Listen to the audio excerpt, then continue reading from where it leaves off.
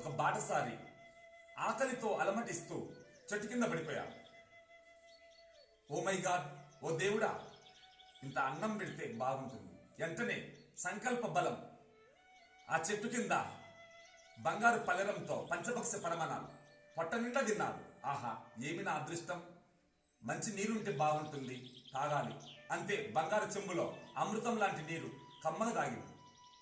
తృప్తిపడి ఉంటే మంచోడే. ఏమన్నాడు, ఒక పాన్పు ఉంటే ఎంత బాగుంటుంది, నిద్రపోతా. ఓకే, బంగారు పాన్పు హాయిగా పౌలించిండు. అయ్యో, ఇంటి దగ్గర నా భార్య ఉంటే కాసేపు పాదాలు పట్టేది, భలే ఉండేది అన్నాడు. ఏమంటే భార్య దుంకింది. అయ్యో, ఇది నా భార్యనా, అయ్యో బాబు, ఈ దయ్యం నన్ను చంపుతుంది. అంతే, దయ్యమైంది, వాడిని చంపేసింది. మిత్రమా, ఈ ప్రపంచంలో నీ సంకల్పం కంటే శత్రువు లేడు, మిత్రుడు లేడు. మిత్రమా, యద్భావం తద్భవతి. ఇది పరమ సత్య వేదాంత ప్రమాణం. ఓం స్వస్తి.